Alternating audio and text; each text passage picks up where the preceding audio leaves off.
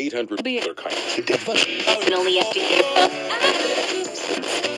Professor Paris, welcome to Midnight in the Desert. Thank you, Art. It's good to talk to you. Yeah, it's great to have you here. If I saw this in a newspaper headline somewhere, warp drive invented, I guess probably I would, think of Star Trek real quick and then chuckle to myself, and I would expect to find it on one of those websites where, I don't know, they talk about, human women having alien babies and stuff like that. I mean, it's pretty wild stuff, right? Of course. It's definitely outside the box. That's for sure. Way, way outside the box. All right. Let us begin. There was, I am told, 45 seconds that changed your life, Professor. Correct. What was it?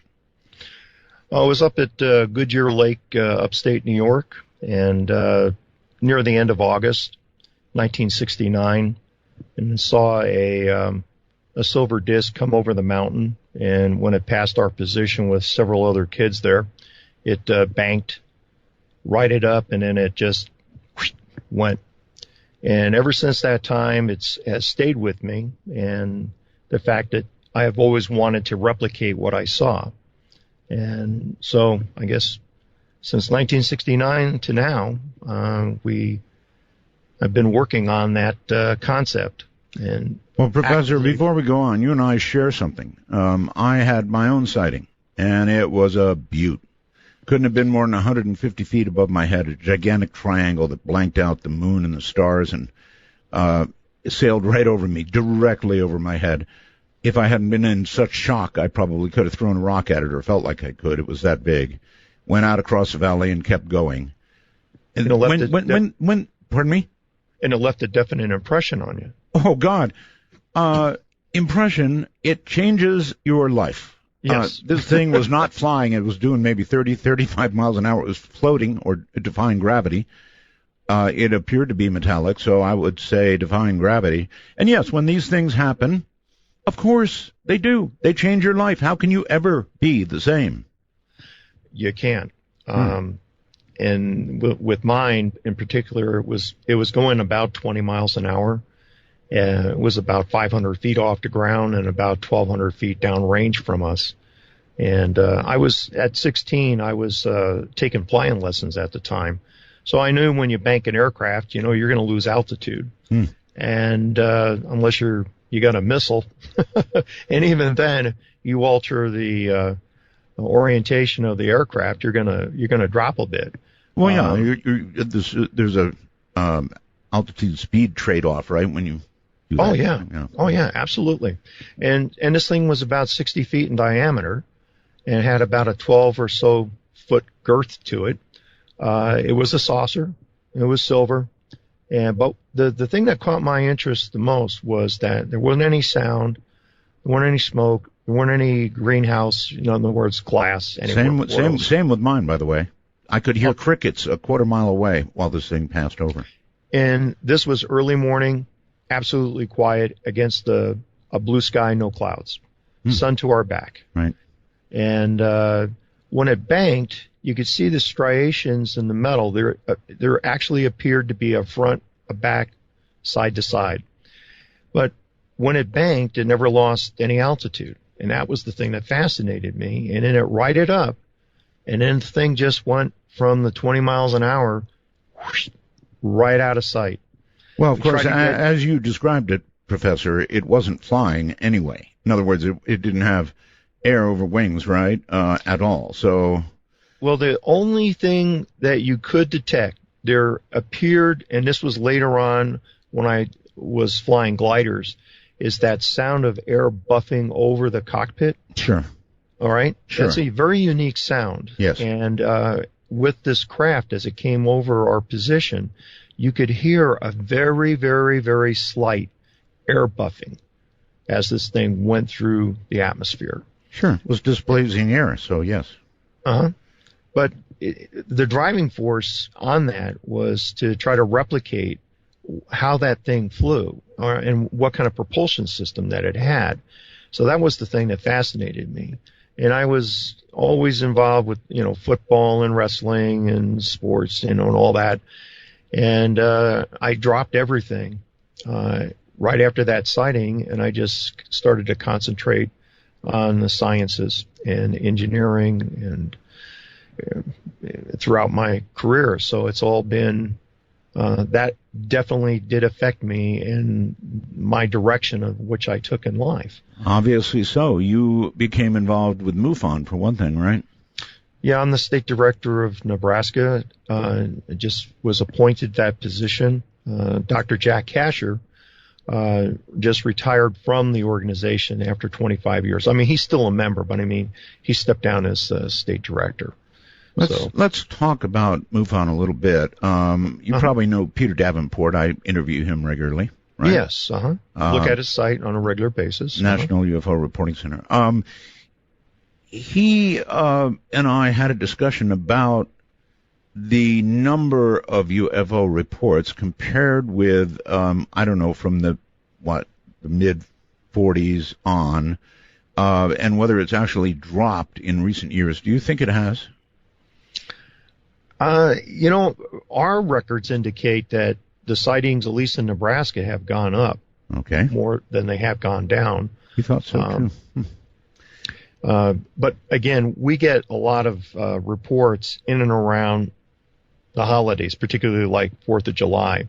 So these lanterns that people like to launch, people misinterpret these as being some type of craft. But lately, we have been getting a lot more than we have noted in the past, say, 10 years. I was talking to Peter, and I'll tell you the same thing. I confess I am a drone owner. And it is possible, unfortunately, to dress up a drone with LED lights. And I'm telling you, by the time you're done with it, if that thing doesn't look like a saucer, you didn't do your work right. And that's one of our biggest problems that we have in addressing these cases that we get assigned. Is during the investigation, the people are only reporting what they see. Sure. Then you have to then analyze exactly what they're talking about and the position in the sky relative to this. And most times, and this is the sorry part of it, most of these observations are at night. So you have no absolute reference to ground or a tree or a building. Many times it's just against the black sky. So, most of these things go reported as unknown. And it's kind of a shame in a sense, because when you introduce the hoaxing that comes in with the drones, photoshopping, we've developed a set of software. It's a fractal analysis, actually, that will analyze photos. And if they've been doctored, we can tell. Now, we're not going to describe over the air how we do this. Right, don't. But what happens is that we can actually distinguish an untampered photo from one that has been. And we've gotten through hundreds of these things. And it eliminates a lot of arguments in the meetings, like, well, I think it's this, I think it's that. Well, this definitively puts it to rest. It's a fake. Here's the reason. This is where the fractals don't go through the object. It's not part of the background, integral parts of the background, as an untampered picture would. Now, that doesn't mean that you can't have a drone dressed up as a UFO in a picture that's been taken. We're working on other algorithms to try to denote that. But for right now, we can tell whether an image has been photoshopped in that respect. And it even works for the paranormal.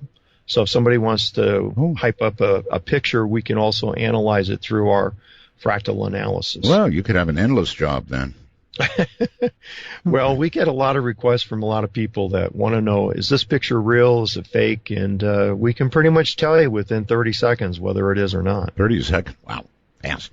It's a very fast algorithm. Okay, so how does it work when a professor like yourself, and you've been in serious teaching situations, obviously.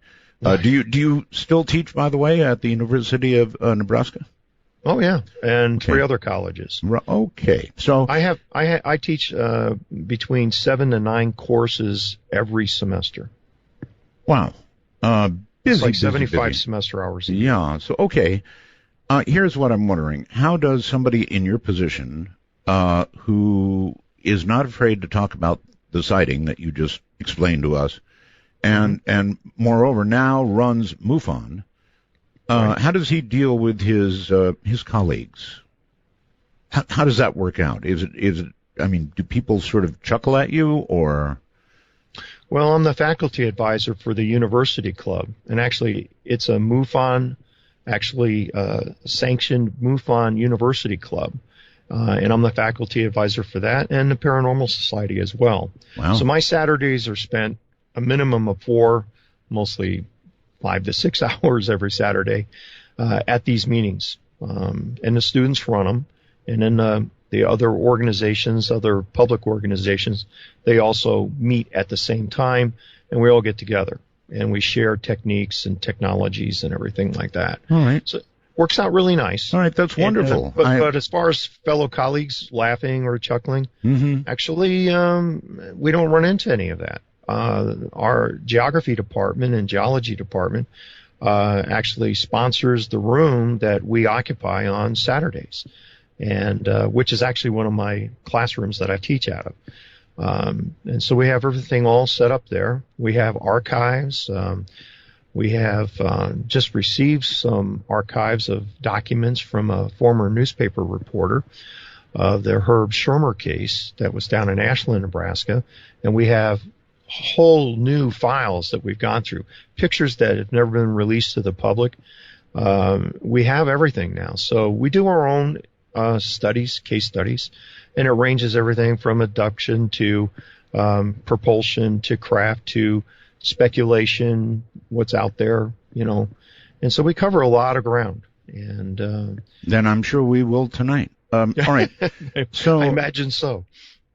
You actually, I'm going to jump way ahead and then we'll come back. Okay. You say you have developed, designed, or even built a warp drive. Is that true? Yes. Good Lord. If that really was true, seems to me you wouldn't be talking to Art Bell. You'd be talking to, let's see, who would you talk to? NASA, I guess, would be really interested.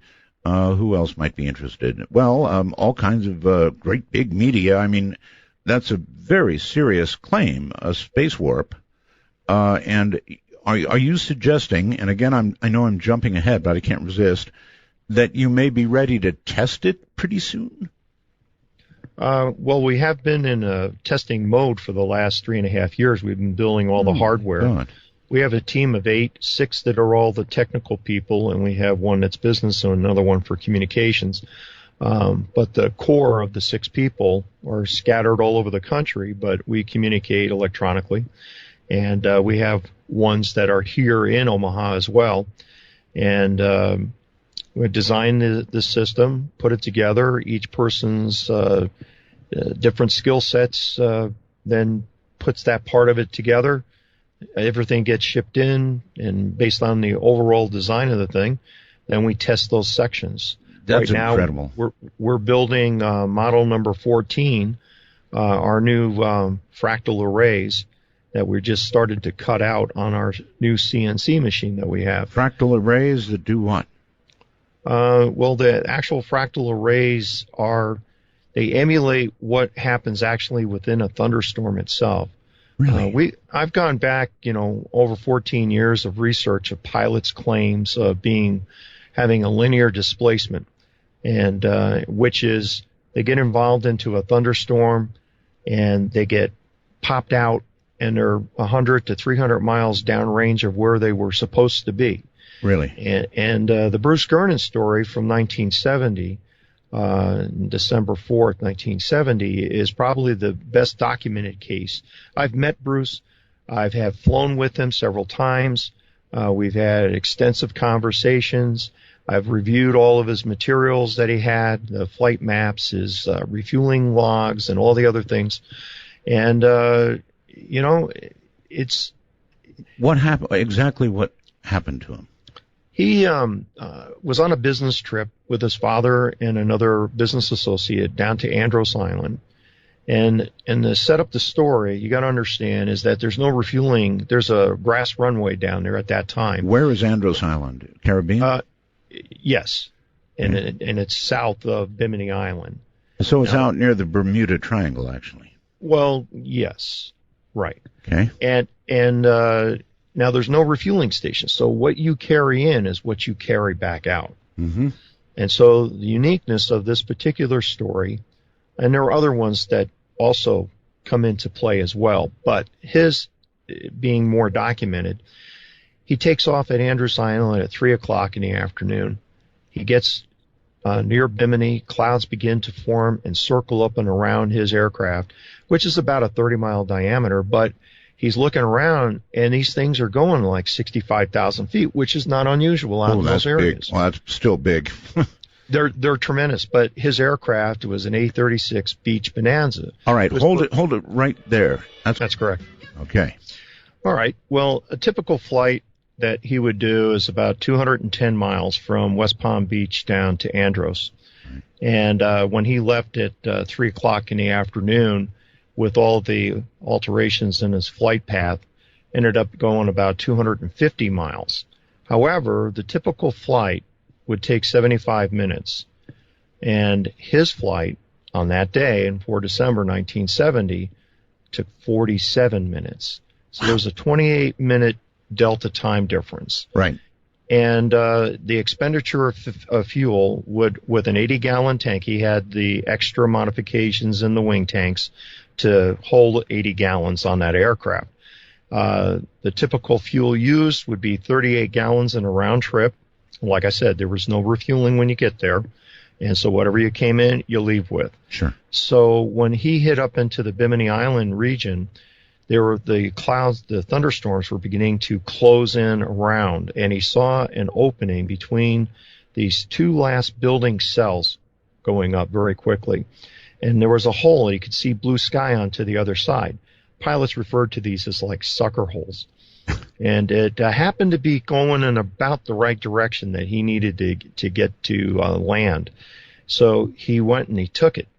And as he went through this, the girth of these clouds out into the ocean areas are greater than 5 miles.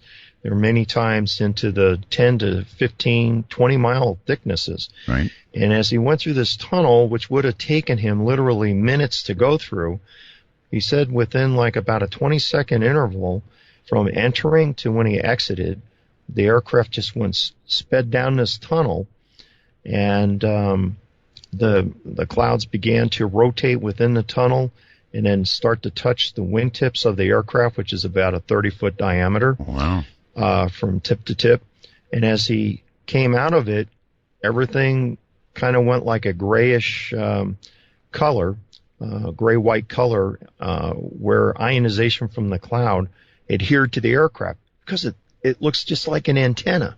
It looks like an omnidirectional antenna. Mm-hmm. And this, what he calls it electronic fog. But in reality, this is just ionization from the intense electrical fields within the thunderstorm. And these things can reach out close to 25 to 30 miles away from clouds, ionization of the air.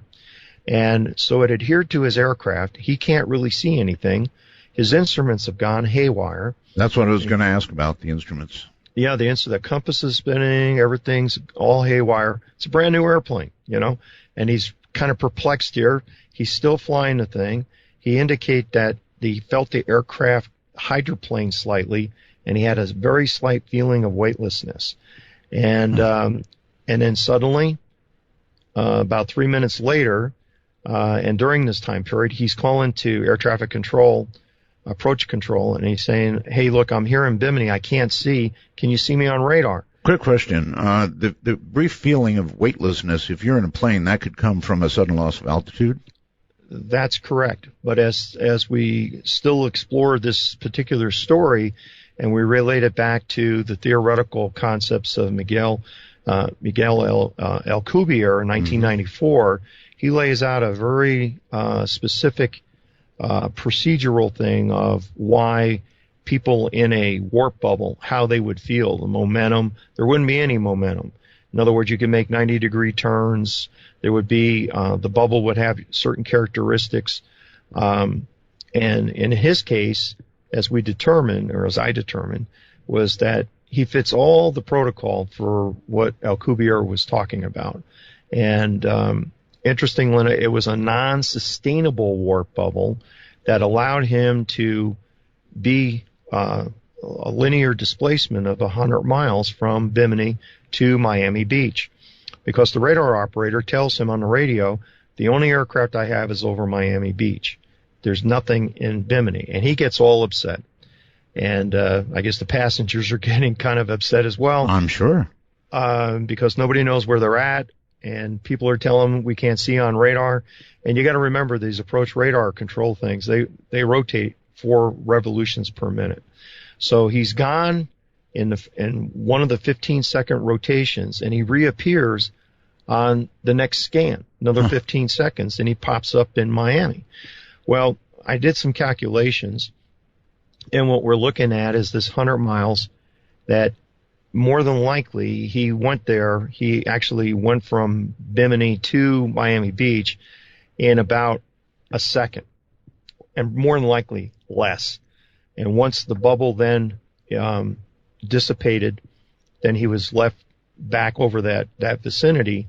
Then the electronic fog, that disappeared as well. And then he could finally see what was going on beneath him.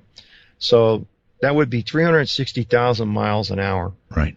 Now, the aircraft wings fall off on this airplane. They start getting structural cracks at about 210. You don't ever exceed 220. No, I've got it. He didn't do it in the aircraft. Yeah. I mean, there's no way this aircraft could do this. And so if we look at the total time, even if we try to go back and try to disprove what he was able to do 250 miles in 47 minutes, you still got to go 319 miles an hour. Sure. It's impossible for that aircraft to do that. All right. So he clears with the tower. He clears with the approach control. He gets to West Palm Beach. He's kind of baffled by this whole situation. He lands at 3:47 in the afternoon. So he's got verification of people seeing him take off at 3. He's got verification of people seeing him at 3:47. All right. He goes and he refuels the aircraft because this guy does everything by the book. And when he lands, he refuels the aircraft. I got his refueling ticket. I got a copy of it.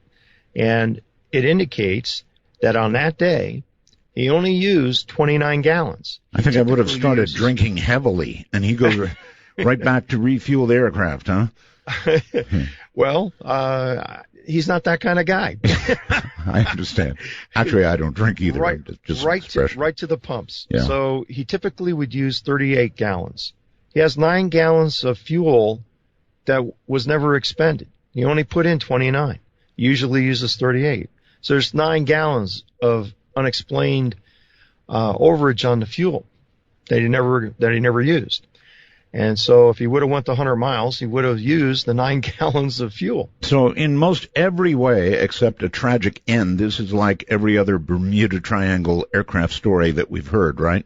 There are different variations. However, there are, but it doesn't just situate itself here in Bermuda Triangle. I have a case in England of a tiger moth in World War II. It's a biplane that was doing radar experiments, and a pilot got caught up into a thunderstorm.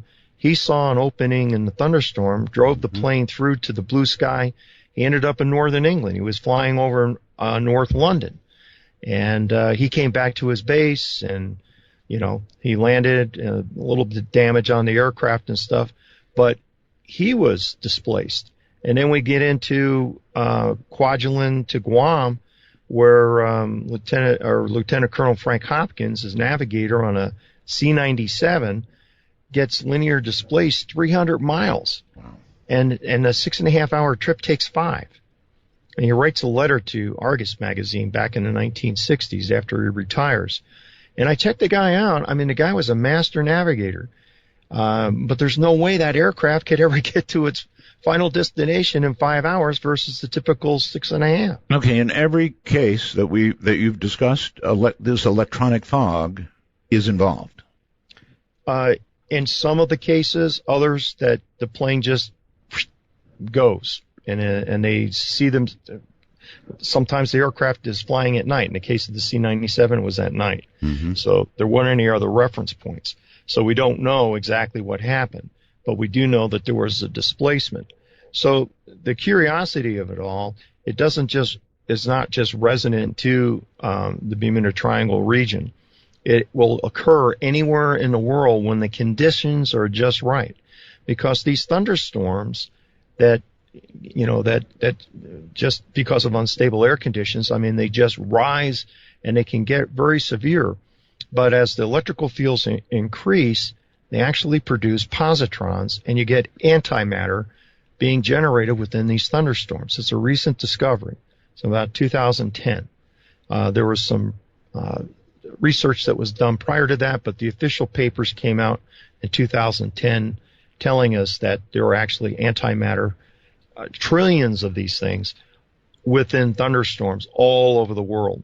And it was detected by the Fermi spacecraft that they sent up to purposely look for antimatter out in the universe. That's incredible. And if they would have they didn't ever realize this, but the discovery was that the Earth is loaded with this stuff, and thunderstorms produce it. But antimatter cannot just continue to exist. It's in the presence of matter, so something happens. It annihilates. And so it generates over 500,000 electron volts within the cloud. Okay. So it's one of these things, the kind of the straw that, broke the camel's back here, is that this increase in energy is more than likely part of the precipitating effects that in the generation of these tunnels where the pilots go through, right, the fields cross from storm to storm. And the fields themselves, the way they're structured within the thunderstorm, are, and you're familiar with this, the concept of a dipole, plus minus. Yes, of course. In the thunderstorm itself, of what my research and verified by other researchers out there, particularly like Earl Wilson in 1984, talked about the generation of these dipole fields, plus minus, minus plus, an inverted dipole at the bottom of the thunderstorm. And with that information, it became very clear that between these two thunderstorms, when all these fields crossed, there was a sweet spot. And in the freezing level of the thunderstorms, this is where you would find this. And this is where, in this case, Bruce Garton went through. And in the case of the pilot in England during World War II, during the fall time period when he was flying in through there, the freezing levels were lower, and he didn't require oxygen. And you don't need oxygen unless you go up above 10,000 feet. Right. But in both of these instances, these guys are going down in through the freezing level and popping out, in Bruce's case, 100 plus miles away. And the only other explanation at this point is we have tremendous amounts of energy. We've got these tripole fields existing within the cloud structures. And these aircraft are being displaced downrange. And Alcubierre's theory parallels the exact statements that were made by Bruce in particular of what transpired during this time period, what happened after that, and those other descriptions of the aircraft instruments going offline on that. Okay, so in each case of this, you've described several. I'm sure reports are made. The truth is told. It's considered and probably discounted, rejected one way or the other, I'm sure. Yes. And, being a pilot myself, being involved in aviation since I could almost crawl, and being involved in radio and electronics and everything else, I listened to these guys. Right. And, the verification of Bruce, extensive conversations. So the other people could consider this to be anecdotal. However, I didn't. And now that you've explained it, I don't either. I mean, obviously, there's an effect here, an amazing effect, and it can't just be written off. No. And being a weather observer and a forecaster when I was in the Air Force and also a radar operator, I mean, I've measured, seen, collected data and written models for, the numerical weather models and that. I've gotten a full gamut of within the weather itself, and also then being involved in aviation. I understood what these guys were going through. And the bottom line of incorporating concepts from Alcubierre was the handwriting on the wall that nature actually does produce this. One case, okay, maybe the guy's a fibber, right? Two cases, well, three cases, 4, 5, 6. There's something going on here. Agreed. And if nobody wants to believe these guys, I'm doing the investigation. And so I was playing detective. And it didn't dawn on me until I began to realize the concepts of the cross fields that go on between the thunderstorms when they're side by side like this. And I said, okay, well, why don't we try? And what I did was I investigated 35 cases in the Bermuda Triangle because I had availability to the data. And out of those, I randomly picked 22 cases. And then from there, I started to analyze each case and did like a weather forensics on it. And I started to note that these disappearances of these aircraft all had similar weather conditions in the sense of when the thunderstorms evolved in the early, like late morning, early afternoon. And then the plane goes out, it's clear, and they never come back. Right. So unfortunately, there are a lot of pilots that succumb to this stuff, maybe pilot disorientation, mechanical, maybe other types of occurrences. Okay, I do have a question. Yeah. I understand the nature of the storms in that area, and they can get very violent, cloud tops very high. We also, right, though, in the mid part of the United States, spring and fall, we have very, very similar conditions with gigantic thunderstorms forming, frequently producing tornadoes, but really high cloud tops. So what's unique, do you think, about the Bermuda area versus the central U.S. bad storms? Well, when we talk about oceanic thunderstorms, and this is anywhere in the world, right? It's that you have light variable winds aloft, and you have tremendous amounts of heated water beneath of it. So you got tremendous amounts of water vapor that then stimulate these unstable conditions. And if you're in the Bermuda Triangle, which I've flown in there several times, it's hazier than all get out. I mean, you can hardly see the hand in front of your face. Now, I'm exaggerating there. But in the case of like when we were flying down there, we were doing some TV shows. We had 2 aircraft take off within like 5 minutes of each other. Right. It took us a half an hour to find each other. And and they're identical aircraft with the same kinds of capabilities. Wow. It took us 20 minutes to locate each other in the sky. Then we shot the film and all this kind of stuff. But in addition to this, you see cloud structures. It gives phantom islands beneath. So that area is like very misgiving. And if you don't have a GPS, and if you're not an expert navigator, you're going to get lost. But in the case of these clouds, they will pop up very quickly because of these conditions. Now, versus land-based thunderstorms, they... Okay, yes. No, I get the difference. I would think then that Southeast Asia would be similar. And I don't have any data as far as aircraft losses and things like that I have studied there. But yes, from what I have seen in the Pacific, into the Atlantic Ocean, right, and yes, anytime that these conditions, which basically you're talking about energy from space coming in from the solar winds, right, you've got this stuff as they call it as the introduction of this plasma. The flux transfer, and it's not the flux capacitor here. We're not back to the future here, but the flux transfer is an actual component of where excess amounts of energy from space hit into the upper atmosphere and can alter the atmosphere. Got it. Professor, I'm sorry, I've got to break in. We've got a quick break here. This electronic fog is created, and things that enter it frequently become displaced. In other words, you go... I wonder if you can even guess, Professor, it's not the speed of light, perhaps, but it's really quick. Yes, and in essence of what we're trying to attain. Right now, we're just kind of crawling, and our results of all of our experiments are more than just encouraging. It's pretty much defines the fact that it really is true. What we have done is to replicate the internal functions of these fields from the thunderstorms. And originally, after these flights, in particular, talking with Bruce, what I did was I made some forecast parameters, and I started to figure out when would these types of clouds begin to form.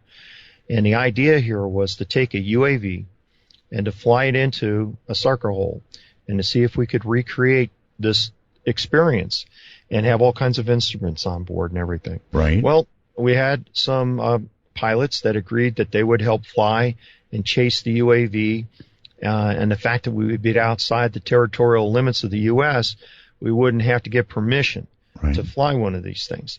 And we could fly it through one of these thunderstorms and then see where it ends up.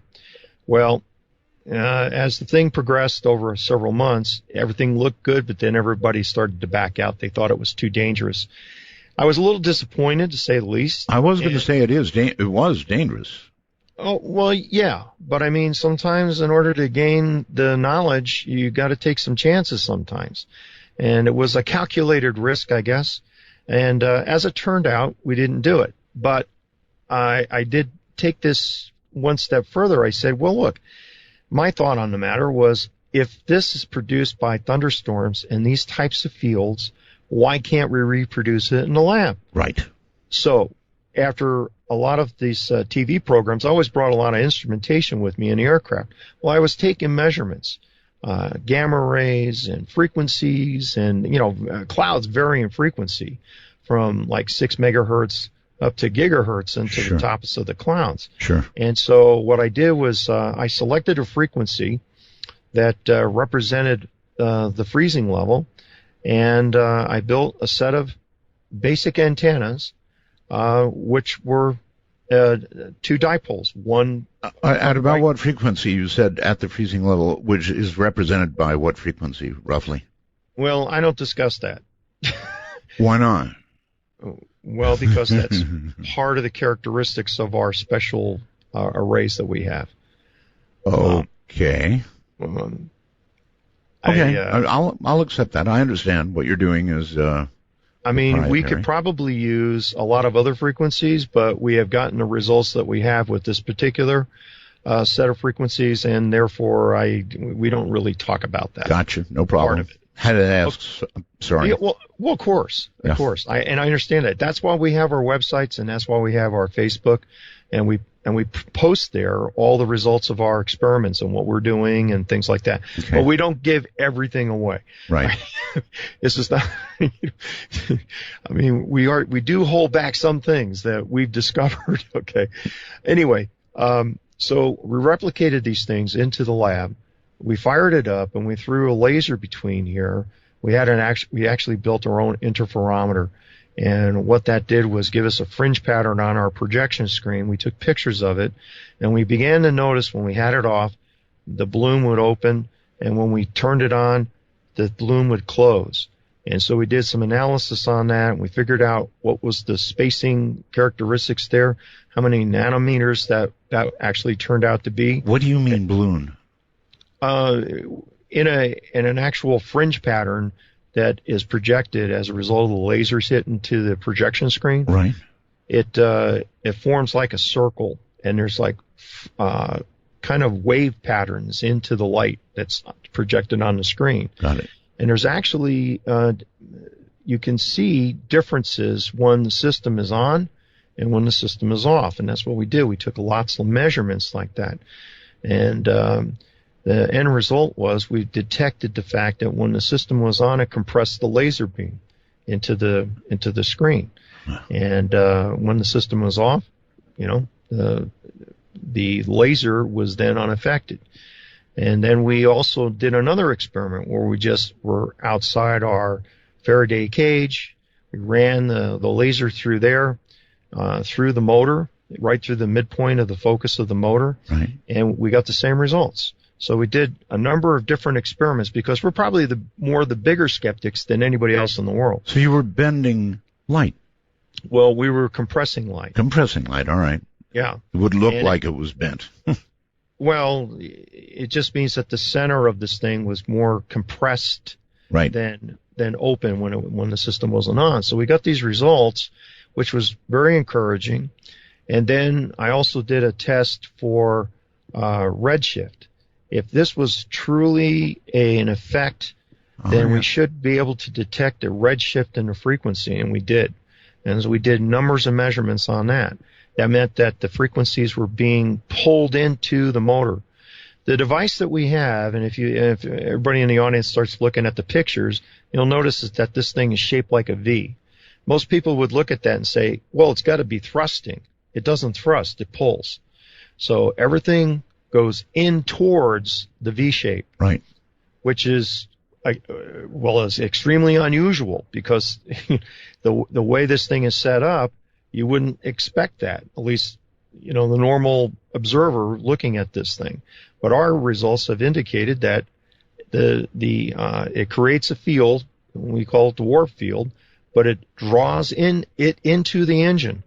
And we've even gone as far as taking an isolated case made of glass in a wood structure, top and bottom, and we have a torsion bar inside, and we mount weights on it. Right. We have ferrous material and non-ferrous material.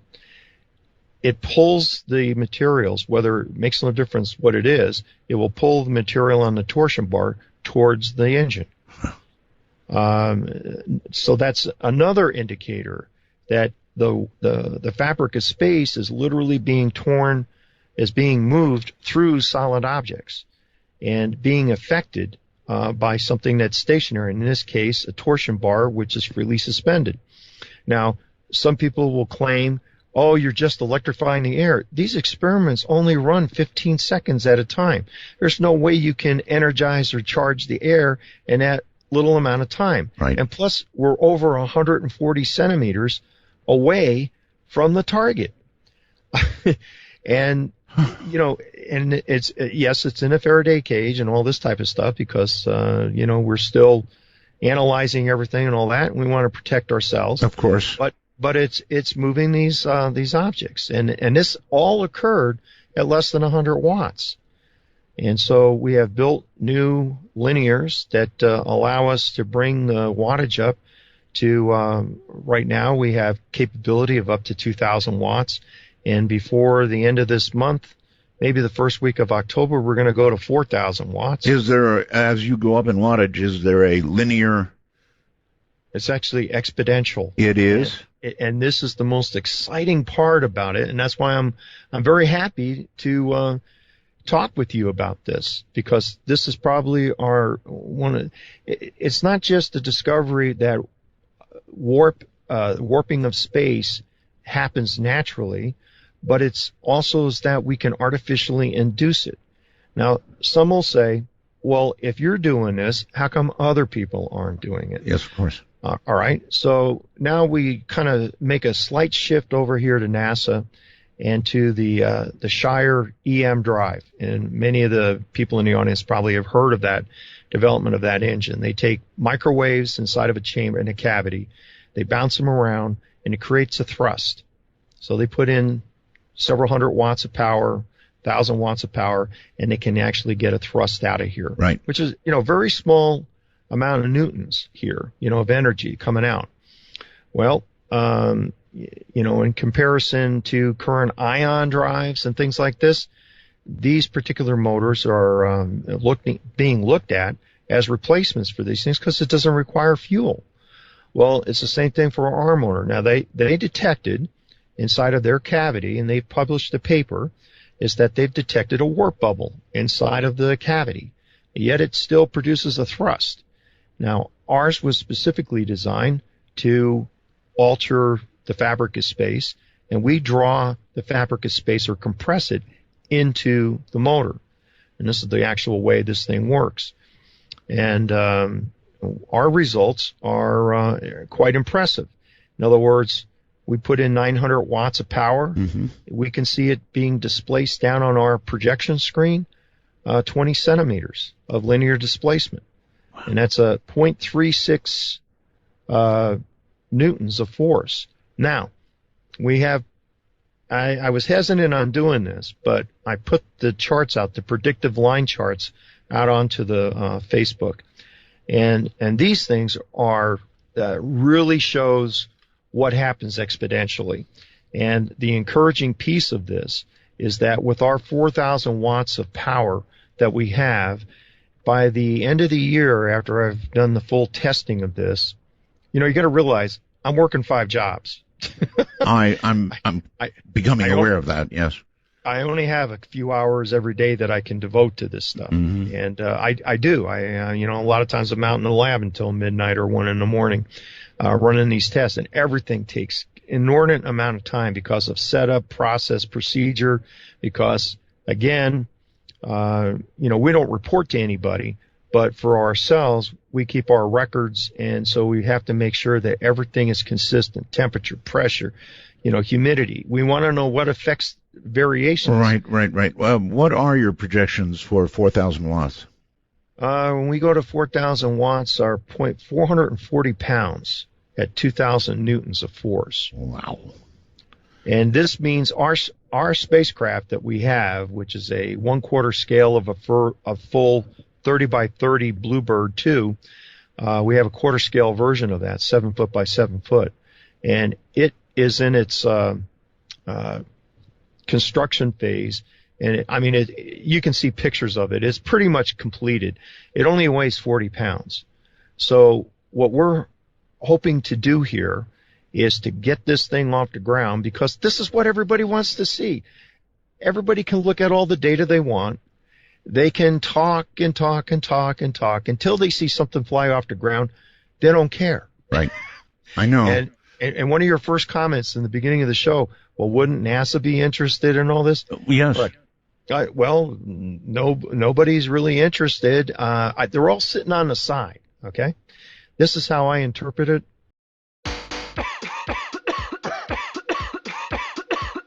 Got a cold? Gotta keep going? Gotta go with Alka-Seltzer Plus Severe Cold and Flu Medicine. It works. It's fast. It works fast. Fast cold and flu relief that quickly dissolves in water. When you gotta keep going, you gotta go with Alka-Seltzer Plus Effervescent Tablets. Don't have water available? Prefer a chewable? Try Alka-Seltzer Plus Cold and Flu Fizzy Juice. Use as directed. Of comments that are made and all these types of things, it's really kind of silent. And I don't care. It doesn't make any difference to me because we're independent. At the very least, DARPA ought to be knocking on the door. This really needs to be in the public venue. It needs to be commercialized. We need to go to space. We need to have a space-based economy. And that reminds me to ask you, have you considered performance in the atmosphere and out? Yes. And? This will work in the atmosphere. It could change the whole transportation systems that we have. In other words, being able to cross the Atlantic, and you can set the margins to how fast you want to go across, but you literally cross the Atlantic in less than a minute. You know how much fuel you'll be able to save? And I know a lot of people are going to say, uh-oh, here it goes. This guy's going to be a target now. Well, I can't help progress. Am I supposed to wait on this for 100 years? Nope. Till everybody makes their money? No. I think that we need to do something now. We need to have a device that allows us to go to space, and instead of spending $30,000 per pound to get materials to space, I'm so with you. Yeah, we need to get it down to $1.50, less than $10 a pound, to get it to space and back. And this opens up a whole new cadre of production, manufacturing in space. It allows people to go to space and come back and sleep in their own bed if they wanted to, or go to the moon and mine, go to Mars, go to the asteroid belt. And instead of taking 10 years to get to Pluto, you make it there in about 15 minutes. If you have adequate amount of energy and you're compressing the fabric of space in the same manner to which we're doing it at a lower power component here. But as I'm seeing, and as a direct observer of my experience at 16, that's exactly what this thing was doing. And I'm making a supposition here. I can't actually state emphatically that that spaceship that I saw, the flying saucer, was powered by a warp field. But it sure looks like it. From my investigations here, now I may be totally off base, but the results that I see here with this exponential component here on the predictive line and the amount of power needed, there's a break point here. And once that thing starts to go up, it doesn't take much more power to literally go in a new equivalent velocity versus the Professor, amount of a quick question. tonnage. Is there a way to slow down the speed? In other words, everything we've talked about is like a very fast, instantaneous transfer. Would there be a way to essentially damn near hover using the same technology? And before you answer that, this is where we have to break, so consider that answer. Present technology, certainly not economically. If we made a statement that we wanted to go to Mars, we'd be cutting a lot of budgets to do it. So what the professor is talking about, the implications of what he's talking about, are so incredible that it's a real stopper, a world stopper. And if DARPA or somebody or NASA isn't knocking on his door, they damn well ought to be. I guess I'll go back to the question I had, and that is the craft you saw, of course, was going very slowly. So would there be some way, Professor, conceivably, to modulate this so that you could either be stationary or you could be going from here to Japan in about a second? We've developed a throttle for the system. Earlier this summer, we came out with our first throttle control. And since then, we've developed a more integrated throttle control with software.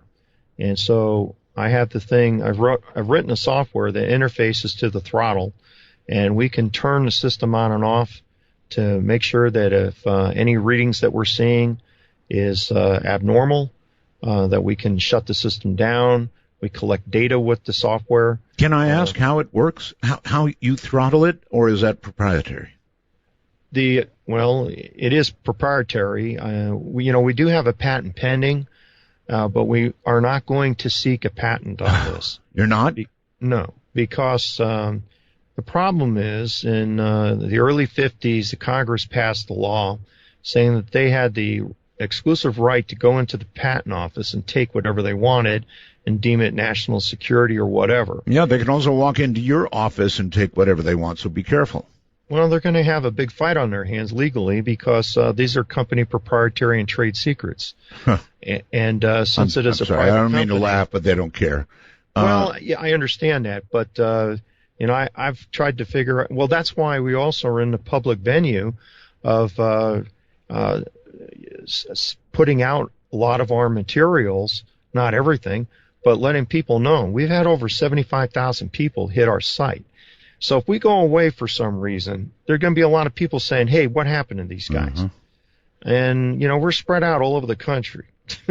So, they want to come here. There's a family right now near Area 51 that's about to get kicked out of their property because the government's going to declare an eminent domain, take their property, and that's end of that. They're on a hill overlooking Area 51. Well, I think we've got a real problem with personal rights and intellectual property here that when the government feels that they can just come in and stop you from doing anything. What kind of freedom do we have here at that point? Oh, well. And we're just, then what's the advantage of doing progress? What's the advantage of coming up with new ideas outside the box? I don't report to anybody. And if I was in a NASA component or other organizations, I'd have to go through design routines, engineering reviews. I would have managers on top of me saying, no, this is impossible. Hey, I don't care what anybody else thinks. I'm out there as an independent. And I've put my money where my mouth is. And I fund this thing. And we do have a donate button that came up because people keep sending us emails. We want to give you money. All right, fine. So, and what they're talking about is like $10, $20. They just want to be a part of the I get it. development of what we're doing. I get it. And believe me, it really doesn't amount to to much of anything. We're talking a few $100s here. But I did that, and actually cost me more money than what we're ever seeing from. All right, let me ask you this. When will you get to the point where you can do, or could do if you wished, a public demonstration that would leave no doubt in anybody's mind and would bring the door knockers that have thus far not come? You know what I mean, that kind of yes, demonstration. Well, I'm very hopeful with this new 4,000 watt system that is being developed right now, and to be able to actually deploy this, because this new system is going to be battery powered. We'll no longer be plugging into the circuits into the house here to run this thing. Gotcha. When you say deploy, you mean what? I mean being deployed in the Bluebird 2. In an aircraft? In a 7 by 7 foot craft. The pictures are onto the website and also onto the Facebook. Wouldn't it be better to do this at ground level first? Well, it will have a first, before we put radio control throttles inside that we operate from outside of the craft. Right. We're going to have a cable that goes up and in that we can control it. So this demonstration will be from the ground up a few feet. Okay. How much more do we have to do? Oh no, that's fine. And that's what our goal is. And it will probably. I hate making these estimates because when Murphy's around, that's Murphy's law. Yeah, I know. Always comes knocking at my door. Everybody's. And it just seems like when you're in this kind of involvement of, we don't buy our hardware from some electronics firm. You know what I mean? Right. All this stuff is custom. We may buy some basic boards, and we do use some very advanced power amplifiers, the MOSFETs, the LD MOSFETs. Right. We use a lot of that new technology, and if that stuff hadn't come out, we wouldn't be able to do what we do because these linear amps that we build, they're only like 3.5 pounds, and so when we're going to strap 4 of these guys together, hook them up to our engine, hoist it up in a vertical fashion, and go inches or feet off the ground, like I said, and like you're suggesting, is that, well, how much more do you need to do? So it operates in an air environment, and it would operate into a spaceborne environment. So, all the conversations, and, I've seen pretty much everybody's comments one way or the other. It doesn't affect me because, again, if I was to be influenced by anybody out there making their comments, then I would never get anything done. Oh, I just ought to close up shop because it's not possible. And I don't work that way. I'm UNO is considered to be their icon is the Maverick. I am the Maverick, in a sense. I understand. Believe me, I understand. If I ran this program based and took actions based on the comments of people who listened to it early on, middle, and end of the show, God knows what I would do. Professor Paris. He's president of the Space Warp Dynamics LLC, his company formed for this reason, a newly formed company that's conducting research and development of the first functional space warp motor. Serious stuff, folks. He teaches as an adjunct professor at the University of Nebraska in Omaha, teaches astronomy, meteorology, geography, geology, has taught college physics for 6 years, over 6 years now. So understand who you're listening to. Professor, so you are in time. How far from the kind of demonstration that you talked about a little while ago? Well, once the 4,000 watt system is fully assembled and delivered here, and then we test it and integrate it, we might be able to actually begin to see some really incredible results here by the end of the year. That's what I'm looking at. The end of the year. There's a lot of work has to still be done. We're in the process of building Model 14. There's actually been 13 engines prior to this one that we're building right now. Each one has improvements, modifications, things that we've learned and discovered and get incorporated into the new design. And these things aren't a trivial thing. You just sit down and knock one out in an hour. Right. I mean, these things take months to do. And with our new CNC machine that we bought, we have just got all that software up and running, and we've gone through our testing to actually begin to mill these things out. And we have 7 of our new fractal designs that have been milled out, and we need 16 for each one of the for an individual motor. And we can scale these up, we can scale them down. We utilize fractal technology in the sense that it allows us to compress and provide and put into a lot of forward power into the arrays, right, and to generate these effects that we've described over the last hour or so. How much gain do you get using fractal technology? Well, here was a situation that I was trying to envision. How do I artificially induce this? Do I set up 2 huge radio towers, fly an airplane between, and generate 10 to the 7th watts of power? I mean, in the free environment of thunderstorms, I mean, you get up to 10 to the 15th watts of power generated between these storms. And, I mean, that's the kind of environment that these things generate. So I was pulling my hair out trying to figure, well, what's the next big thing? Put up these antennas. And then I started to think, no, you're going to have to come up with a concept, a device that is a motor. And it could be attached to the aircraft, or it could be designed into a spacecraft. And so we came up with this pod design so we could actually repurpose vehicles, ships, or whatever that wanted to use one of these devices. So it's across the board. I mean, you could use this on varying sizes to lift a refrigerator. Sure. Put it on a wheelchair. Okay, I mean, Gary sent me a computer message here. I get them all the time through what we call the wormhole, interestingly enough. It says it takes so much energy to lift a spacecraft. Where does that amount of energy come from and not violate the rule that less energy in is more work energy out? Well, this doesn't violate the rule in the sense that the warping of space, in essence, what we're doing is not unlike what the planet Earth does, what the sun does. It alters the fabric of space in our solar system and throughout the universe. So it's just not this constant plane where everything exists. You actually have a compression field along the equator of the Earth, right, and also the sun. And if you look at from an astronomical point of view, you see all the planets aligned like a pizza pie, the central hub of the sun. But that's all due. It's a very, very, slight force, but it was enough to align everything along the plane of the ecliptic.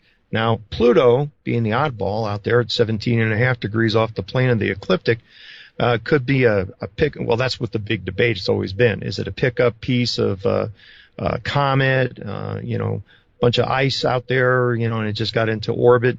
That's a possibility.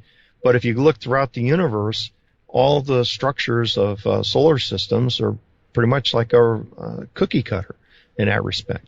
But getting back into the actual question there, the verification of the essence of the fabric of space has been validated by the Gravity Probe B experiment. NASA conducts, and government monies went into these things, and it shows that the frame drag around the Earth does actually exist. Sure. And that the fabric of space is altered as due to mass. And so in our context of what we're looking at is that we're in relative form and around the craft itself. We're just compressing the fabric of space in front of the craft, which then decompresses up and around and then pushes this thing forward. Okay, now, you still have something of an energy problem, right? Because you're going to be, when we begin talking about something the size of, say, a flying saucer, you're going to have to generate a lot of continuous energy. Now, based on weight and based on how much do you want to compress the fabric of space? Right. Because this is an aggregate. In other words, for example, like we go 15 seconds, we go 30 seconds. The distance of linear displacement on the motors That's true. are actually an aggregate of that. So the longer they stay on, the further the distance they go, and in more power that you provide, then the fabric of space is compressed even more. Kind of think of this as kind of like an accordion. Stretched out as normal space, compressed the accordion. It's the same amount of space that you have when it's stretched out, and now it's the same distance, except it's just closer to the, in this case, front of the spacecraft. And so you're transiting between point A and B. And the other piece of this is that our anecdotal evidence of the aircraft that pilots reported over the years, they accomplished the same thing. And the other interesting piece of this, and I need to mention this, is that this fabric of space is not just a straight line. It actually conforms to the mass of whatever's around. In other words, in his case, he went in at 10,000, over 100 miles. If he was a straight line, he'd be out in the upper atmosphere. So if I'm understanding this correctly, if you had a craft that you had built and you went from here to Mars in a matter of seconds, you would not be actually traveling faster than the speed of light. The effect would be traveling faster than the speed of light, but you really would not be doing that, right? Yes, absolutely. And we refer to this, at least in our jargon here on our team, we refer to this as equivalent velocity. Yes. And so it does not violate anything in general relativity, because what we're doing is we're just kind of scrunching up the carpet and stepping over from point A to B. All right. Now, that doesn't mean there are not dangers that you cannot anticipate in doing this. Well, that's another thing that, again, research will prove out. What happens when a particle enters into a compression wave in front of the craft? Does it go right through there, right through the motor, and right through the craft? I can't answer that. I suspect because of the compression, and this is just, again, I will never tell you something unless I know it actually works. And this would be totally speculative, but it appears to me from my observations that it perhaps would actually route around on the compression field and then exit onto the sides of the craft. However, I don't have verification for that, but that's what I'm speculating about. Now, we also, you'll notice if you've done some research, and that's the audience inclusive, everybody, if you've looked at what space warp is about, many of the proponents of space warp was exotic energy, antimatter, all these other kind of stuff, and generating this big bubble 1,000 meters across and then putting a craft inside of this thing, which is, very impractical because you can't steer it. And what we've done in our pod designs is we actually can generate a multiple warp fields and combine them together. And this is how we actually have full axial control on our craft that we'll build, and initially just lift it up vertically. But in the lab, we have put motors side by side, energized one with more power than the other, and it always will turn to the strong side. So we have the ability to control the craft, and this is in our constant endeavor to generate the flight control system software. This is the whole evolution of what we do, is that we know the motors will work, and it's a question now of providing more energy, Scotty, please. What about the effect on biologics? We have taken measurements or radiation measurements off the motor, and it's negligible. It's like 0.7 of 1,000th of a rem of radiation. Wow. So we've done the measurements. It's nothing. The background radiation is like 8 to 12, and then during the strong side of the sun during the day, you can get up to 25 microrems. So there's 1,000 microrems in one rem. And so we're 7/10 of 1,000ths Wow. of a microrem. So it's negligible. And here's the other thing where a lot of people say, well, you're heating the air. Well, we have infrared temperature sensors, and we look at the ambient temperature between the arrays. Tell them so does lightning. Well, lightning can heat up until 50,000 degrees Kelvin, easily, or 50,000 degrees Fahrenheit. In our arrays, when we shine the infrared sensor down there into the ambient air, there's no difference in the temperature.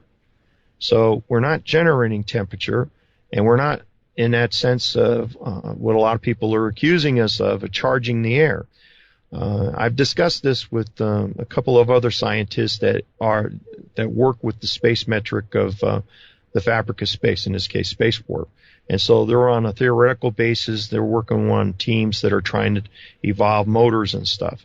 And all the characteristics that we have identified and have actually presented on our websites are the characteristics of what you would expect to see if you definitely had a working component, in this case, an actual warp drive. All right. Now, this is way out of left field, but it does occur to me that if you actually demonstrate this, if you make this work, yes, you are stepping on 5 million toes. You're stepping on traditional rocketry.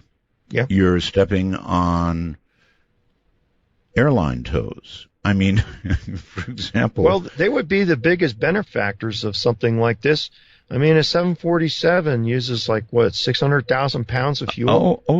No argument from me. I'm just talking about the toes. But I mean, well, it's a paradigm shift. When are we going to accept something of a new paradigm shift? Are we that afraid? The civilization, if they want to play with this stuff, is going to have to wake up and think differently. Well, if we don't, we're never going to get to the stars with what we're doing now. That's and for I'm sure. a proponent to get to the stars. Characteristics of papers that I've read citing that faster than light travel in this kind of mechanism could be maybe 100 times, maybe 1,000 times. It is unknown. I don't know. And I can't even speculate in that respect. All right, speculate on this. What do you consider the chances that when you build this model, you're going to prove exactly what you're talking about? It's going to lift and hold. Oh, it'll be 100%. Oh, man.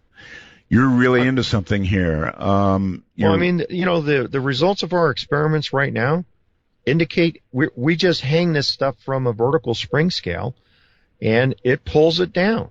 And we measure how many newtons of force, and it's minuscule at this juncture, but it's all due to the amount of power that goes into the system. That's why we're building Model 14. This thing can take a ton of current going through it. That's the whole impetus behind the design. We are at the point where we can't burn these on boards anymore. We got to get more and more copper on there to take the current that comes across. We have to do matching circuits and all this type of stuff. There are intrinsically, like I said before, all this equipment is handmade. And this is why I don't push this stuff right off the bat. Hey, here's 2,000 watts. Let's just turn the throttle up and see what happens. I can't afford to do that kind of stuff. These things cost like $1,500 to $1,800 a unit. Right. When it's all completed, and I've got all 4 units. Professor, welcome back. Are you willing to take a few calls and questions? Sure. Okay, good. We'll see where it goes. You never know. That's for sure. Hi, you're on the air with Professor Paris. Hi, Professor. I have a little bit of knowledge in this subject matter. I was wondering if I could ask you a couple of questions, because I've heard, people discuss on various shows, propulsion systems, and they always lose me once they get into this anti-gravity language and zero-point energy, and even when you're talking about, warping space, because I think there happens to be a simple process for ordering the direction of magnetic forces to get a propulsion effect. And I don't think you need that kind of language to really explain it. But I was wondering, when you were describing your experimental device, you mentioned there being that, in the experimental model, there being a couple of dipoles, and you talked about, you said there was a 140 centimeter distance to the target, and then had to do with a certain frequency that you didn't want to disclose. Are you generating, when you say the target, are you generating fields between the two dipoles? Well, it's not just, we refer to them as tripoles, and we have two panels, two arrays that are focused, and we have a certain angle between those two arrays, and this is where the near field of the cross action of these fields create this compression. And the measurements that we have taken show us that the movement goes in towards the motor. So we have redshift, we have compression of a laser beam, we have movement of ferrous and non-ferrous materials, that if this was electromagnetic in nature, it wouldn't be moving non-ferrous material. Mm-hmm. You see where I'm going from? Coming to this? Because I was thinking that, anytime you create a source of flux, you have an electromagnetic field. And yes. If that field intersects with, let's say you have a source of flux, for instance, and you in the near field you have a conductor carrying electrical current. Mm-hmm. The field from the source is going to impose a force on that conductor, right? But at the same time, once you generate it in that conductor itself, is generating a field which is moving back towards the source and could create an opposing force on the source, so you'll get canceling opposing forces, just like two magnets will push apart or pull together.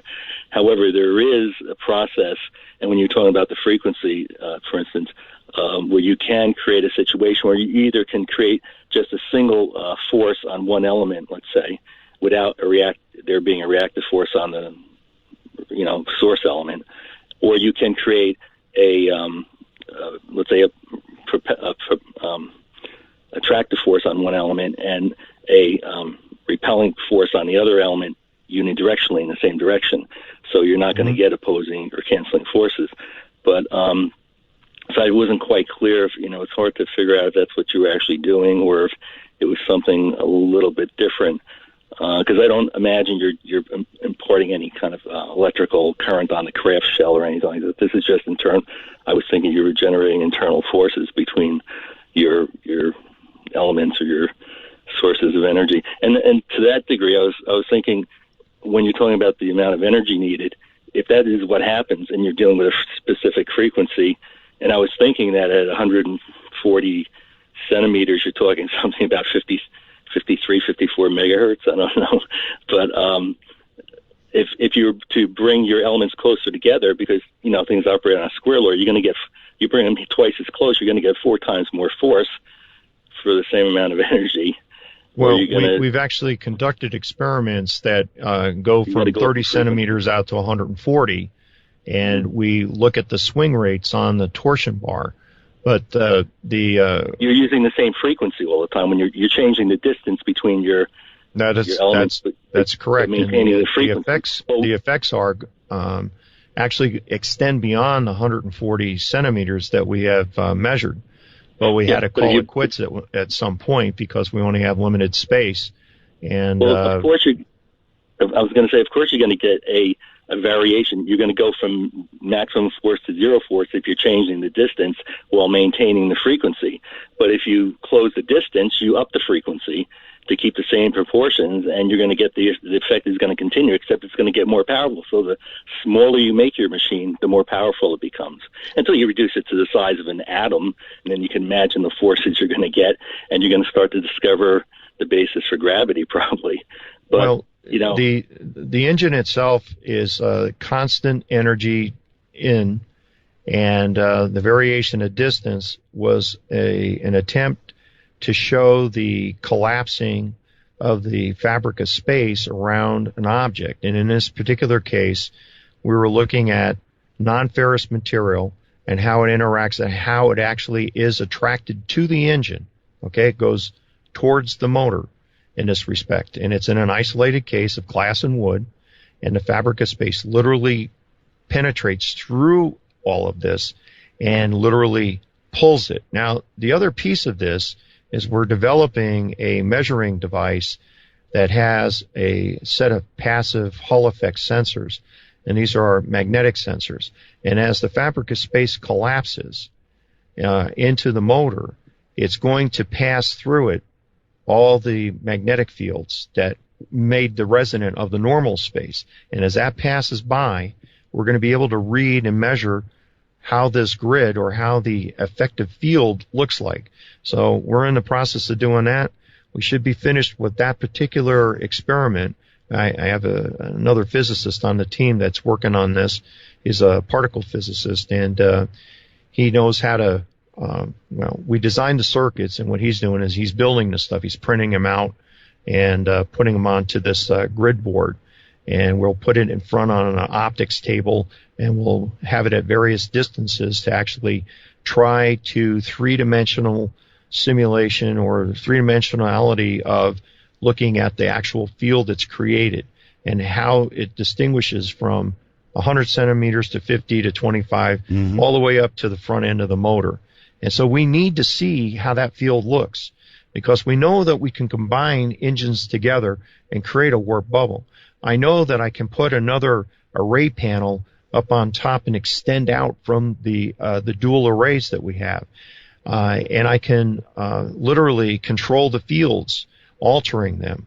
And this is another added advantage into manipulating the fields of the warp fields.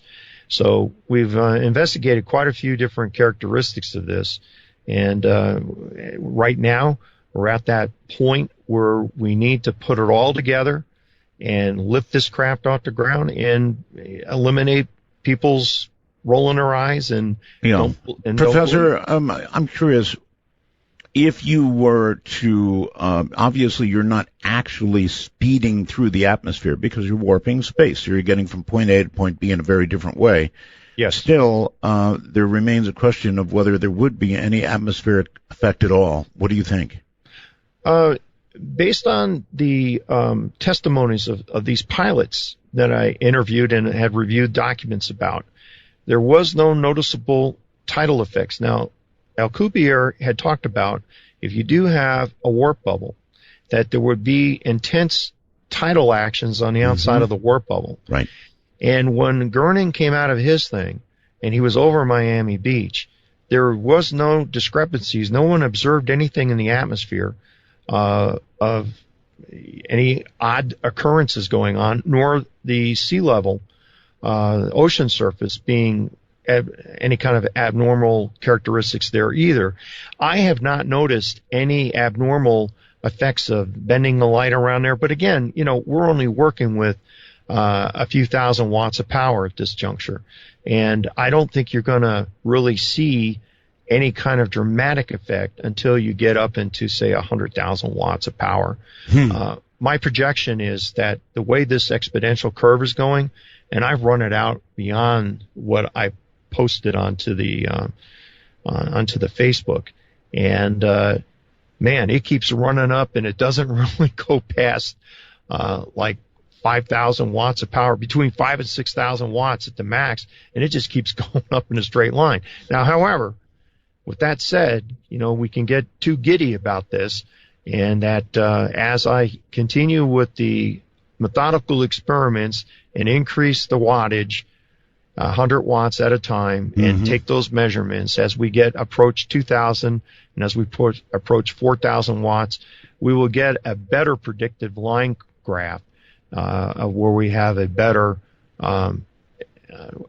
R-squared value. I think a lot of people listening are getting lost in some of the technical details, don't understand how this would change, and don't, oh no, it's all right.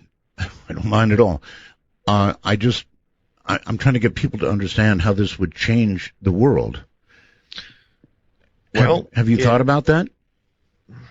Yes, and a lot of it, it carries a heavy weight on my shoulder because of what could happen with this particular system. In other words, being, for peaceful uses, this thing could revolutionize the way we do business. In other words, transport stuff, go to space, exploration, create an unlimited amount of jobs,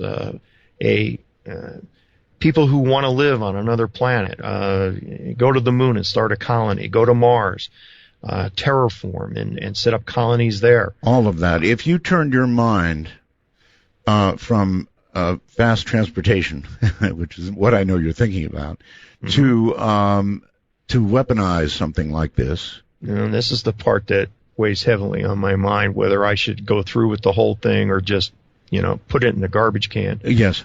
I don't know if we're as population, and it's not just the United States, I'm talking the world, that we're mature enough to know how to use a technology like this. And because if it was weaponized, I think it would make a paranoia around the world that would be unfathomable. With nuclear weapons being a threat right now and rogue nations getting nuclear weapons, if you could deliver something in like seconds, there's no way you can detect this thing. That's the problem. Nor even have a slight clue that it's on the way. It would just be there. And there's no way to push a button to repel it. You know what I mean? How do you defend yourself against something that would show up on your doorstep in a second? You don't. You don't. And That's right. I can see I can see that side of it. Ken, you're on the air. Hello. Hey, Art, great show. And Dr. Parrish, I'd also like to comment on some of those the last caller's effects. Yeah, go ahead. I'm a retired aerospace engineer, and I was one of those guys that checked designs and approved them for corporate and military aircraft. But I also worked with twin 50-watt CO2 lasers in stereolithography.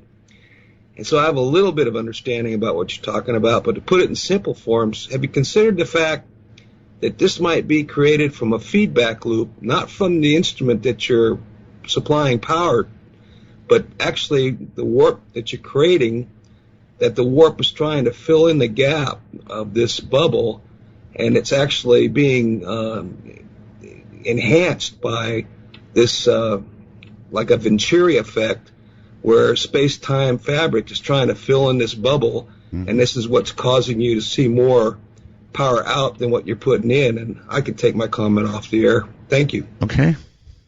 More power out than power in. What we actually observed and measured was when the system begins to throttle up and create the warp field, as we notice a negative flux into the motor, and then it goes up to a normal load, I guess. Anywhere was it's the only term I can use. It's not really more power out than in anyway, right? Well, this is where I'm getting at, is when you turn the thing off, there's about a second and a half where this thing puts out more power. Oh. It's the rebounding of the fabric of space. That's what I can only interpret it as at this juncture. Could it be electron bunching onto one of the arrays, and then there's a release at the end? That's a possibility. I've looked into this. Kind of like similar to radio transmitter magnetrons. Mm-hmm. There's a similar like effect there on electron bunching, and so we haven't investigated that 100% yet, because our goal is we're not going to get. I don't want to be bypassed by some other team that's out there, because there's a lot of other teams out there trying to develop something similar to this. And so we can't afford to stop and smell the roses here. We got to push forward. With caution of bio logic of, is this thing going to be dangerous? And we've taken those measurements. It doesn't appear that it is. And everything that we know right now, it appears to be safe. And our next step is to get this thing off the ground. Or has done. In other words, get to the next level. And the next level is that level where people are going to go, oh, my God. And it's also the level where they're going to begin to knock on his door. And I'm sure you have anticipated, if it hasn't happened already, at that point it will happen. And then how will you deal with the DARPAs and the NASAs, or have you already had a call? Well, I've not had calls from them. I have had calls from other people through the backwaters, I guess, and I've just turned them down. And at this point, I can't take direction from somebody else to take a project over. I'm not done with this, and I won't be done with it. And the anticipation of when this thing is totally completed and we demonstrate beyond any shadow of a doubt what we've done, at that juncture, we would look at licensing agreements, I guess. Mm-hmm. Yeah, I mean, that moment is coming. Yeah, and we've thought about all of this, and my major concern is a misuse of this type of technology. Right. I know I will not be able to prevent it, but if everybody was in agreement, this could advance civilization to such a degree that we would reduce the famine. The economy would be a boom going into space. And this is something that we have to do as a civilization, or else we're going to die. It's not just taking care of the earth as good stewards of the land and water and whatnot, but it's a whole new paradigm shift. There's so many people out there that want to go to space. They're anxious to get there, and they want to see what they can do and make their mark into space. But it's a place that's never ending. And once you leave the solar system, maybe it's Alpha Centauri, Proxima Centauri, maybe it's Gamma Epsilon, maybe the new one that is 1,400 light years away. I believe this mechanism with sufficient power. Now, of course, ours is operating on battery at this next plateau that we reach, but there are definitely energy generation systems there. Possibly even maybe a small fusion reactor. Well, that's where I was going. Or a fission or plutonium reactor. Right. Well, after the knock on the door, after you've made the deal, then you suddenly have access to fusion reactors and so forth, right? Well, there's a prototype in the garage, but... Oh, really? Okay. I mean, it's, again, I'm not going to accept current understanding of how things work. I mean, I think outside the box. That's just how I am. Clearly. And I will stand up and be counted. And it makes no difference. Failure, success, whatever, you'll learn something from all of it. And it's just this, everything I've done in my entire life seems to wrap up into this project. From early days of radio, electronics, flight, and everything else that I've ever dabbled in, got into. By the way, I understand you're a ham operator. Is that right? Yes, that's absolutely true. I'm W60BB. KC0IZT. All right, buddy. All right, William, you're 20 meters here. I mean, you're on 20? I am so involved in this stuff that I'm in my office right now. I have a whole rack of ham equipment here. I've seen your office on a picture. You have the same thing. You know what I've got then. We have a lot in common here. So do you hang out on 20? Uh-huh. Yep. Give me your call again, please. KC0IZT. India Zulu Tango. Right. Anywhere special you hang on 20? I usually kind of listen to the maritime band. Now, I check in every now and then. I build my own antennas and everything, and so I occasionally get on there. But this work has been so intense that I barely turn this thing on anymore. Right, I understand. As a physicist, I would love to ask you about my antenna system. There are few things you might find interesting about it. For the low bands, I built 5 acres of antenna. It's a gigantic double loop that circles 5 acres or surrounds 5 acres. Right. Wow. And there is a voltage on it that is inexplicable.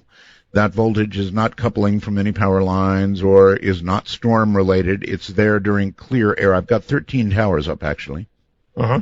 About 75 feet on average, with the center feed at 100 feet. And it's truly all double number 10 wires going around.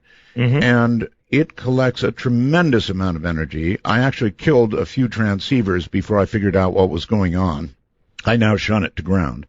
But I have watched this 13-tower array goes around both properties I have, and during thunderstorms, it is most particularly interesting. I have never been hit by lightning. In 20 years, I've not been hit by lightning. Knock on wood, if I could. Yeah, here's some. Every time I say that, I have to knock on wood. But what I do see is very interesting. During a lightning storm, I will see a kind of a purplish plasma form at the top of the towers. They're all grounded. And then I'll see the lightning strike, sometimes inside the loop. Yes. Never hitting the towers, and then that plasma immediately dissipates, just like that. Now, let me guess. Your soil's out there, very sandy, right? Extremely, yeah.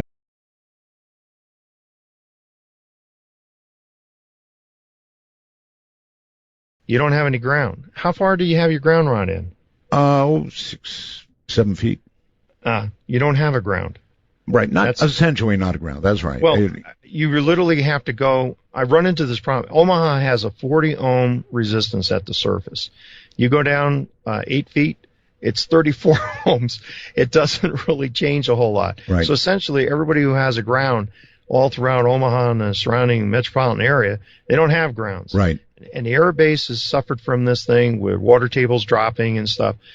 You have to put a 100-foot ground rod, a 5/8 inch stainless steel compression coupling device. You got to pound it into the ground, literally with a hammer. Well, let me add then. Yeah. Let me add that I have wire mesh. It cost me a fortune. I have wire mesh about 2 inches under the ground, all the way around, directly under the antenna.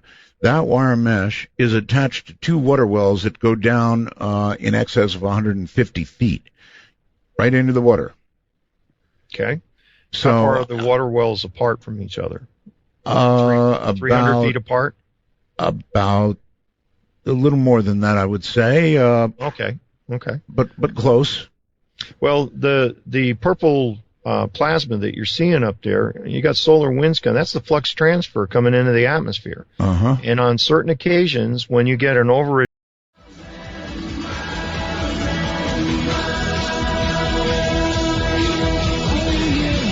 Want to take a ride? Your conductor, Art Bell, will punch your ticket when you call 1-952-CALL-ART. That's 1-952-225-5278. You're definitely on a ride. Professor David Paris is my guest, and we've definitely been rocking it tonight. No question about it. Professor, welcome back. Actually, how long have you been working on this aspect of this project? 3.5 years. 3.5 years. So Yeah. a lot of thinking before it, right? No, yeah, about 9 years before that as well. You know, I mean, it's been ever ongoing since 16 years old. Picked it up, let it down. At that time I didn't have enough knowledge to. I comprehended what I saw, but I didn't have enough technical knowledge on how do I turn that into something. So it was really these aircraft anomalies that gave you the push. Yeah, that was the impetus behind everything, of the detective story of Sure. correlating meteorological effects, space effects, electrical energy transferring back and forth, Right, bidirectional flow of energy from ground to space, space to ground. right. All of this was involved in that. And then the subsequent discovery of reading some other papers of the tripole field structure within the clouds and antimatter gave all the various pieces of the puzzle to put together, at least from my perspective, that paralleled Alcubierre's theoretical projections of what space warp would be, what it would look like, and the manifestation of how it would occur. And that's been the whole big bugaboo about all of this, is all these other teams trying to figure out how do you artificially engage in warp space. Right. It was non-sustainable from a thunderstorm, but given that concept of the internal structures, that's where it led me to develop this these fractal arrays were initially these antennas that simulated what happened inside the thunderstorms. Mhm. And I would also add that a banner day of when we had our first success of actually sensing the warping of space, October 15th at 6:15 p.m. I remember that date specifically because that was the date my brother called me. And we had a long conversation. He goes, "You did what?" And he's 4 years older than me, and he was always the guy punching me in the arm. You know what I mean? Yeah, sure. As always the little the little kid, and tagging along. Get away, Anyway, but that was a banner day of October 15th at 6:15 p.m. and that's when we had our first positive results. So, well, let that be in the history books. William, you're on the air with Professor Paris. Hi. Yes. Hey, Art. Hey, Professor. How you doing? Good. I was wondering, I have a question, too, if I may, about commercial applications. Yes. What if you develop this for airlines and you start having many planes or vehicles flying with it? How would this redefine the role of the air traffic controller? How would they track it? And is there a chance of a collision with that? Well, personally, I would envision, at least in the beginning, before more sophisticated systems evolved, I'm not talking about the warp drive, but I'm talking about how to handle this thing, is that we would have air navigation lanes like we used to before going from point A to B, airport to airport.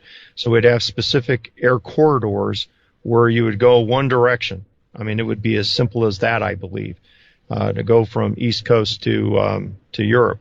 And then a return corridor that's totally separate, and nothing else would be allowed to fly in those corridors. Okay, my last question, sir, would be, what if you had a technical malfunction inside the bubble? Would you just simply wink out of existence or crash out of the bubble? What do you think might happen? This is why, if you have looked on our website and to the Facebook, the Bluebird is actually a high bypass lifting body, and this craft, if something catastrophic like that occurred, power failure, whatever, this thing would still glide. You could still fly it. And if you wanted to put all auxiliary engines, that's why, see, we're a proponent for adapting to repurpose craft. So you wouldn't have to destroy a 777 and redo it all. You put these pods on here, and then you would then configure the warp field, but you would still be able to then disengage at altitude the warp and then land conventionally at an airport, and you would save probably up to 600,000 pounds worth of fuel, and only have to utilize maybe 350 gallons of fuel to take off and land. Oh, thank you. Excellent show, Art. Thank you. Right, thank you, and take care. Let's go here, I don't know, to the phone. Hi, you're on the air. Hi, Art. Thank you for taking my call, and a Sure. quick shout out to my friends who are listening. I wanted to thank the professor for his courage in the face of adversity, and hopefully in the future it's going to serve as inspiration, and I just have two brief questions. Sure. Thank you. First, would you be able to discuss any similarities to EagleWorks' research into the M drive or possible funding from them, or your reactions to their results? And second, just to satisfy my own curiosity, because it's rare that I can speak to someone of your stature, do you have any thoughts on the theory that the universe could be a simulation? Thank you very much, Art. And thank you to the professor. Right. Well, let's start with the simulation. I can only report that it feels like reality to me. So I think that kind of takes care of that one. I see it as what it is, as mass moving around, and we keep learning more and more as the days go on. That would be really scary to think that this is all like the Matrix or something, right? And the other question, let's see, and that was in context to. He's gone. Sorry about that. Let me just think here for just a second here of what he was. In relationship to EagleWorks and what they're doing out there. What they've actually done using the EM drive, and this is NASA Houston and Dr. Harold Sonny White's team, they've explored the internal workings of the basically the chamber which they bounce microwaves around. Mhm. They have heating issues with that, and they have to readjust and retune this thing a lot. Now, what they discovered with the warp bubble, and they also ran this in a vacuum, so it runs in a vacuum, runs in space, it runs in the atmosphere. It's very low level as far as the amount of newtons that it produces, but I guess that could be boosted up with increased energy. But the bottom line is what they have inadvertently done is kind of vetted our conclusions over here, is that they detected the warp bubble inside. Now, I don't know to what descriptions that they've got that, but they have indicated, at least in the press, that they discovered a warp bubble association with bouncing these microwaves inside of their EM drive by the Shire drive. Actually, he's a engineer scientist out of England that built this back in 2001. And people discredited him and told him that it doesn't work, can't work. And now NASA's proved that it does work. And so now they're interested in the thing. They built one themselves. So that relationship of these other teams are out there. They're all going for the golden ring to pull it. And, we can't look behind. We got to keep moving forward. And because we have limited funding, it's whatever I can earn, and put into this project. And we stretch every dollar. Well, it sounds like that gold ring is about to get yanked.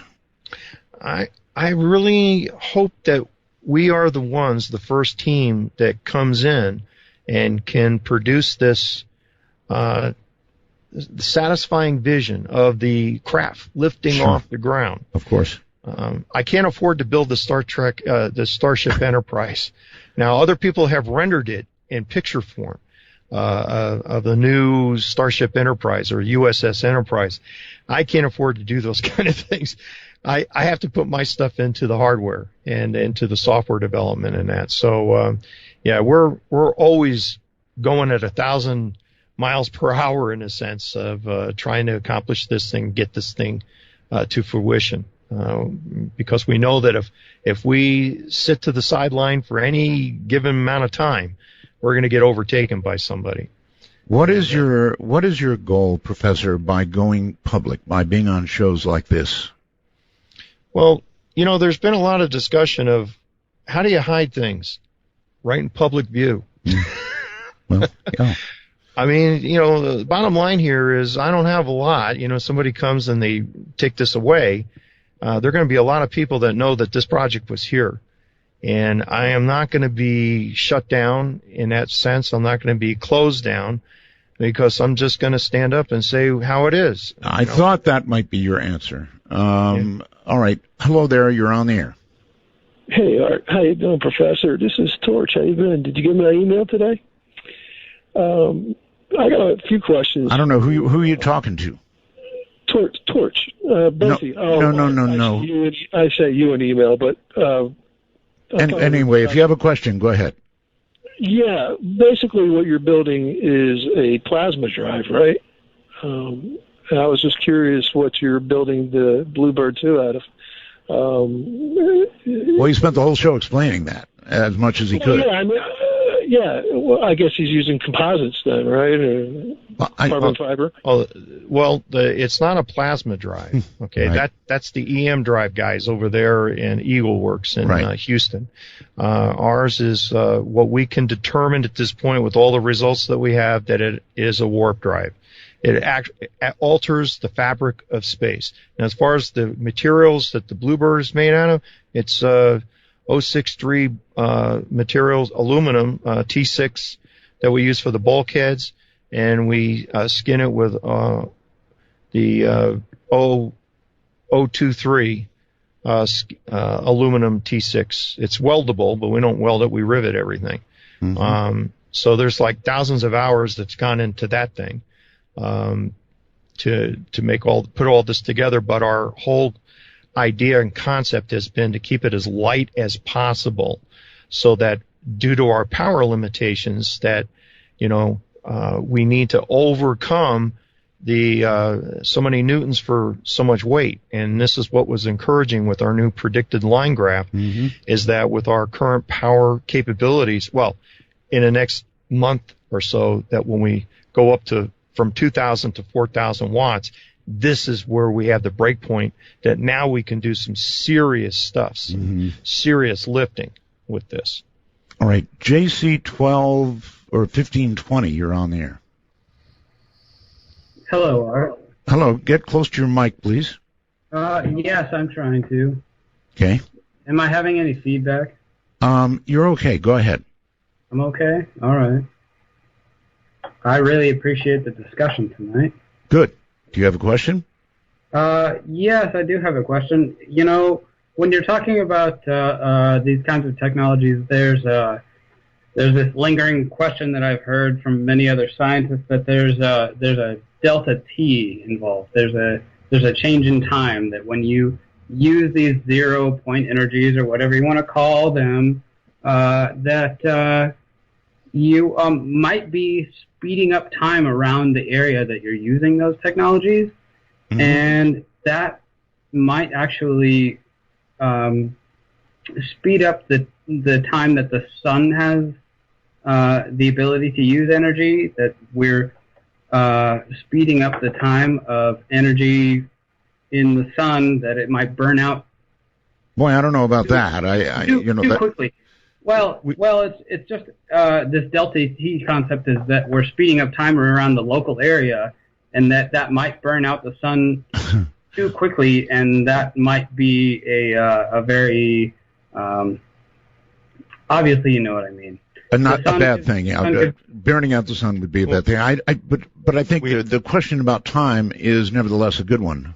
Yes, it is, and we have run time experiments with our mechanical stopwatches, because you get into the fields that are generated from this thing. If it's a circuit, you know, it can destroy circuits if it's out in front of this I would think, yes. Yeah, and so we have taken actual mechanical stopwatches and have a control. We have multiple stopwatches, and we go into the Faraday cage and position the watch in all different locations.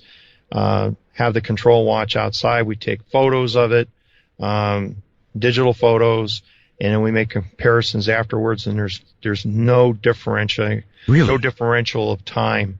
Now, Alcubierre also predicted that within the warp bubble itself, an observer from the ground, their ground clock would match identically to the clock within the craft itself. So there is no time distortion with this thing. Now, you may find a time differential in the actual line of the compression field itself, where the fabric of space has been warped. You may find a time differential there, but it has no effect onto the overall bubble itself, because it then expands out and everything goes back to normal there. We have analyzed that, and we don't see any of the discrepancies. And also, Gernon's flight, there wasn't any time discrepancy between the clock towers and his aircraft clock. Gotcha. All right. So if they're small or not able to measure it at this point, you're on the air. Hello? Hello? Hello? I've got a question for David. Yes. The fact is, the time might be a differential along the line of compression, and possibly you could get a gain in, by altering the speed of light. Have you thought about putting this thing near a Wilson cloud chamber and see what effect it has on the particles that are displayed in there? It's a good idea. I got a Wilson cloud chamber in the lab. We just haven't had that kind of luxury of time to play around with that kind of stuff. I get a lot of suggestions through emails that are posted to our website, and they're all very interesting, except I have to maintain my focus to get to the end goal here, and that's to get this thing off the ground. And I would be more than happy, is when I have adequate funding from selling this device, is to hire a whole team of engineers and scientists to analyze all the backfill, in other words, of all the other potentials of what happens and really narrow this thing down and be extremely specific. Now, I don't want